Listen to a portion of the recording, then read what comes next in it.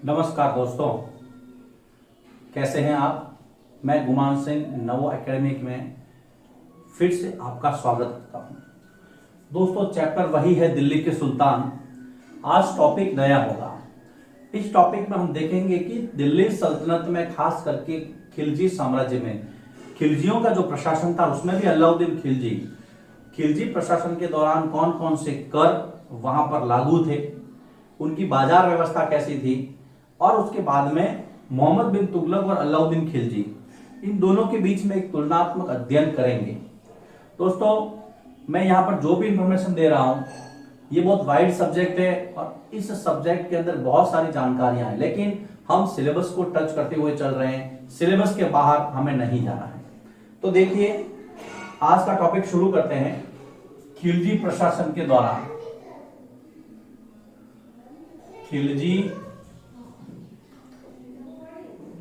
खिलजी प्रशासन के दौरान क्या क्या विशेषताएं थी उनके प्रशासन की, जो सबसे इंपॉर्टेंट है। खिलजी प्रशासन के दौरान राजस्व वसूली, राजस्व वसूल कैसे किया जाएगा, उस वसूली का आधार क्या होगा, अर्थात राजस्व का निर्धारण। क्योंकि देखिए, अगर मान लीजिए किसी के पास इनकम नहीं है और आप वहां से राजस्व ज्यादा वसूल करते हैं तो आपके खिलाफ विद्रोह हो जाएगा। इसलिए राजस्व उसी तरह से निर्धारित करे जिस तरह से उनकी आय हो। तो राजस्व वसूली, राजस्व का निर्धारण। एक थी महत्वपूर्ण बाजार प्रणाली। अब बाजार प्रणाली में क्या था? बाजार प्रणाली में एक तो वस्तुओं का मूल्य निर्धारित किया गया। वस्तुओं का मूल्य निर्धारित किया गया। वस्तुओं की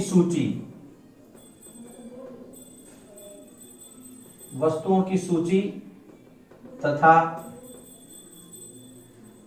व्यापारियों पर नियंत्रण रखा गया।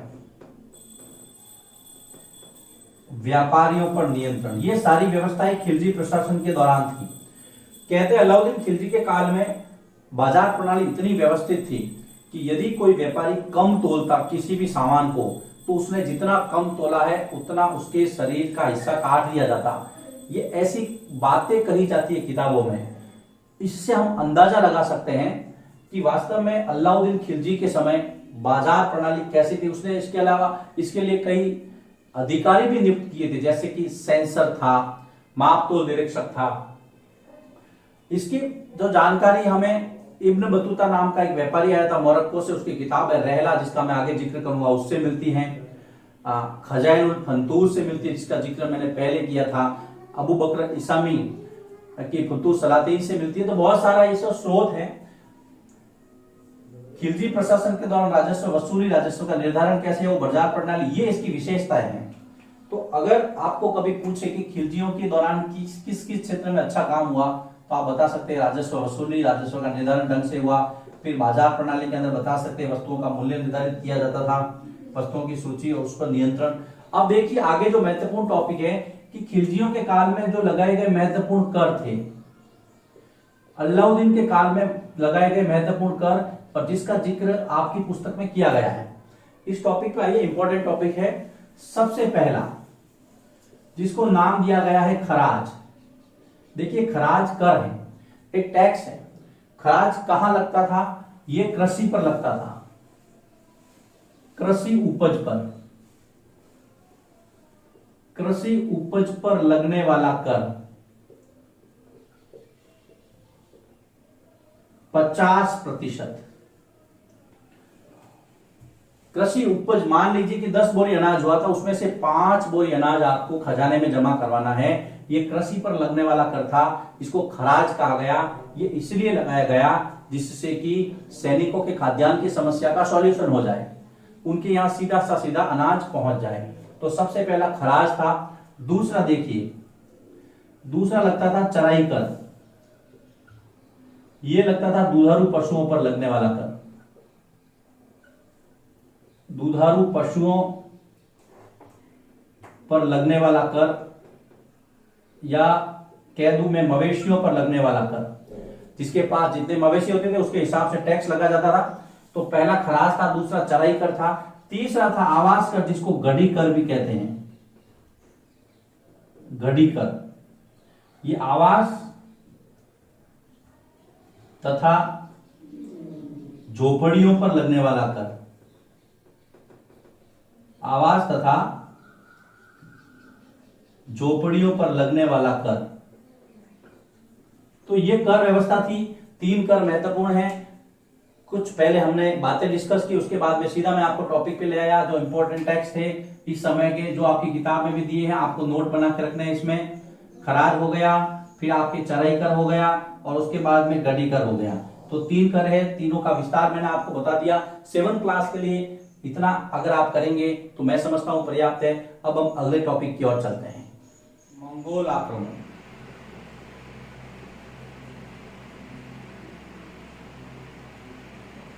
अगला टॉपिक यह है,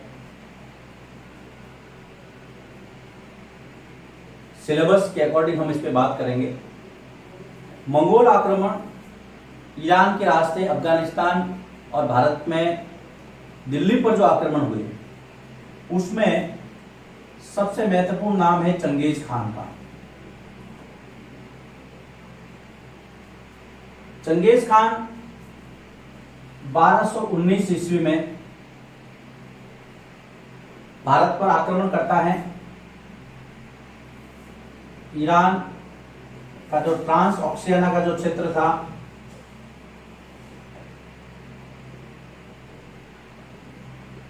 आधुनिक उज्बेकिस्तान,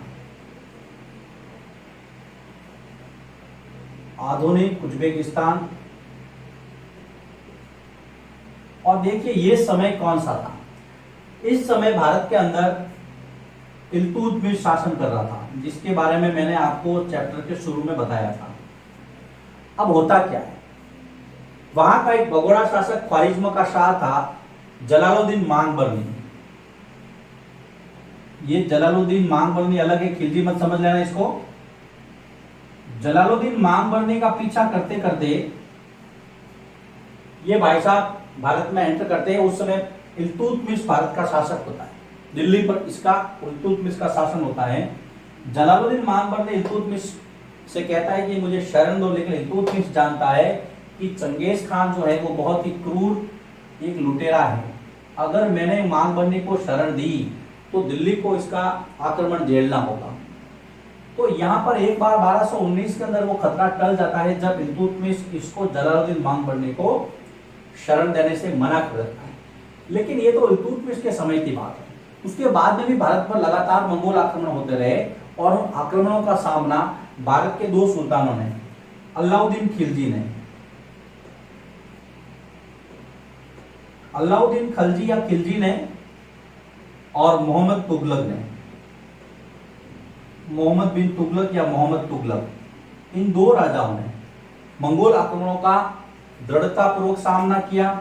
इसके लिए कई इमारतें भी बनवाई, जिसका जिक्र हम आगे करेंगे। तो मंगोल आक्रमणों में आपको इतना ही ध्यान रखना है, चंगेज खान का आक्रमण 1219 के अंदर उसकी थोड़ी सी झलक देखने को मिली, लेकिन इल्तुतमिश की सूझबूझ के कारण दिल्ली को उसका आक्रमण नहीं झेलना पड़ा। कारण था जलालुद्दीन मांगबरनी। लेकिन सल्तनत के दिल्ली सुल्तान यानी दिल्ली सल्तनत के 2 ऐसे शासक थे मित्रों, अलाउद्दीन खिलजी और मोहम्मद तुगलक, जिन्होंने मंगोल आक्रमणों का बहुत सफलतापूर्वक सामना किया और दिल्ली को उनसे बचाए रखा। अब हम बात करते हैं ऐसे टॉपिक की जिसका जिक्र है, और उसका नाम है Ibn Battuta. Ibn Battuta Bharat में आने वाला एक अफ्रीकी यात्री था।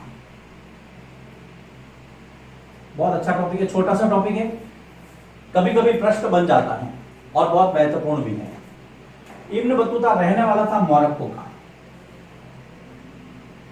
याद रखना, मोरक्को कहां आया हुआ है? अफ्रीका महाद्वीप में। मोरक्को का रहने वाला था। यह भारत में 1333 ईस्वी में 1333 ईस्वी में भारत आया था। किताब में लिखा है 14वीं सदी, बिल्कुल सही है। 1333 ईस्वी मतलब 14वीं सदी ही चल रही थी। इब्न बतूता मोरक्को का रहने वाला अफ्रीकी देश है, वहां से 1333 में भारत की यात्रा पर आया था। उस समय भारत में जो शासन था वो था मोहम्मद तुगलक का। मोहम्मद तुगलक के समय, कई बार प्रश्न आता है इब्न बतूता किसके समय भारत आया, तो इस समय मोहम्मद तुगलक भारत पर शासन कर रहा था, दिल्ली पर, और उस समय भारत आया था। मोहम्मद तुगलक मोरक्को निवासी इब्न बतूता से इतना प्रभावित हुआ कि उसे दिल्ली का काजी नियुक्त कर दिया। दिल्ली का काजी अर्थात मुख्य न्यायाधीश नियुक्त किया, इतना प्रभावित हुआ। दिल्ली का काजी नियुक्त किया किसको? इब्न बतूता को। इसके अलावा इब्न बतूता को यहां पर देखिए 1342 में मोहम्मद बिन तुगलक ने इसको चीन भेजा राजदूत के रूप में। अपनी पूरी यात्रा का वृत्तांत इब्न बतूता ने अपनी पुस्तक रेहला में किया है। रेहला इसकी पुस्तक है, किसकी? इब्न बतूता की। अपनी पूरी यात्रा वृत्तांत जो है वो उसने अपनी पुस्तक रेहला में लिखा। याद रखना, रेहला किसकी पुस्तक है? इब्न बतूता की। ये इसकी पुस्तक है, इब्न बतूता की पुस्तक है। इब्न बतूता देखिए मोरक्को का रहने वाला था। मोरक्को अफ्रीकी देश है। भारत आने वाला एक यात्री था। ये भारत आने वाला यात्री था। किसके समय आया? 1333 में आया। उस समय भारत में मोहम्मद तुगलक का शासन था। मोहम्मद तुगलक इससे बहुत प्रभावित हुआ, इसलिए उसने इसको दिल्ली का मुख्य न्यायाधीश भी नियुक्त किया था, काजी।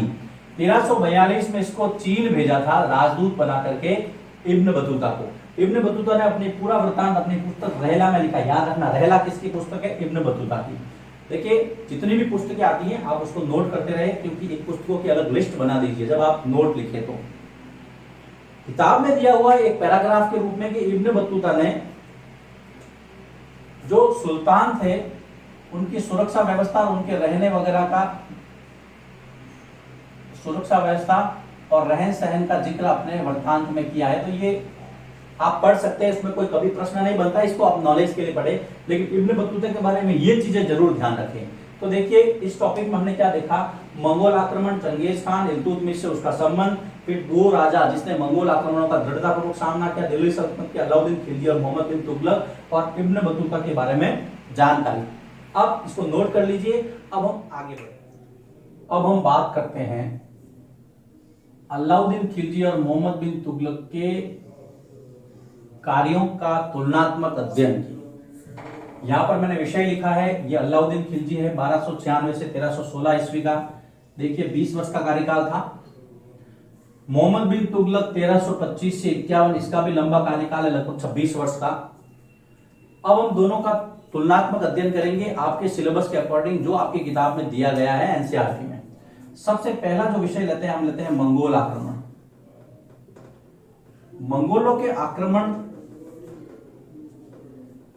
में दोनों का जो रवैया था, देखिए यहां पर 2 बार मंगोल आक्रमणों की बात हुई है। अलाउद्दीन के काल में 2 बार मंगोल आक्रमणों की बात हुई है। एक 1299, कभी कभी 1300 भी बताते हैं, और एक यहां पर 1302, 1303 भी बताते हैं। इस मंगोल आक्रमणों का सामना करने के लिए अलाउद्दीन ने एक स्थायी सेना का गठन किया, स्थायी और मजबूत सेना का गठन किया और सफलतापूर्वक मंगोल आक्रमणों का सामना किया। यह आपको ध्यान रखना है। मंगोल आक्रमणों का सामना करने में अलाउद्दीन की जो नीति थी वो थी रक्षात्मक नीति। ये रक्षात्मक नीति थी इसकी नीति थी आक्रामक नीति, इसकी थी रक्षात्मक। अब हम आते हैं मोहम्मद बिन तुगलक। मंगोल आक्रमण पर इसका क्या रवैया था? शुरुआती वर्षों में, जो शुरुआती साल थे इसके कार्यकाल के, शुरुआती वर्षों में मंगोलों को हराया। इसका मतलब यहां पर भी यह सफल रहा था, मंगोलों को हराया। लेकिन इस जीत से उत्साहित होकर के इसने ट्रांसऑक्सियाना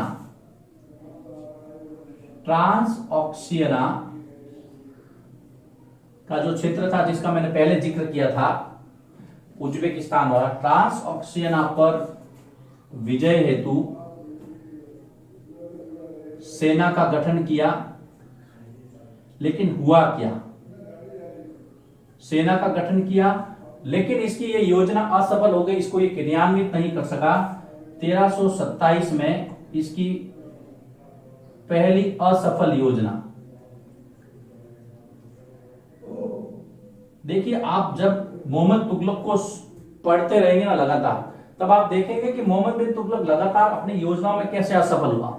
ये जो पहली ट्रांसऑक्सियाना को विजित करने के लिए उसने 1325 में कार्यभार संभाला, शुरू में मंगोलों को हराया, लेकिन बाद में उसने देखा कि अब मैं उससे आगे बढ़ सकता हूं, लेकिन अपनी सेना का गठन तो किया, लेकिन वहां पर फिर जो राजनीतिक परिदृश्य बदल गया, तो इसने विजय का जो मन है वो वापस खींच लिया। सैनिकों को एडवांस में वेतन भी दे रखा था इसने, लेकिन इसकी सारी जो प्लानिंग फेल हो गई। ये असफल योजना मानी जाती है इसकी। ट्रांसऑक्सियाना का विजय शुरुआती वर्षों में उसने मंगोलों को हराया था। इसकी जो मंगोलों के प्रति जो नीति थी वो थी आक्रामक नीति। इसकी जो रक्षात्मक नीति थी और इसकी थी आक्रामक नीति। आक्रामक नीति, तो ये बात आपको ध्यान रखनी है। अलाउद्दीन खिलजी और मोहम्मद बिन तुगलक मंगोल आक्रमणों को लेकर के इसकी क्या क्या प्लानिंग थी, क्या क्या नीति थी, सिलेबस के अकॉर्डिंग मैंने बता दी। अब हम दूसरे विषय पर चर्चा करते हैं।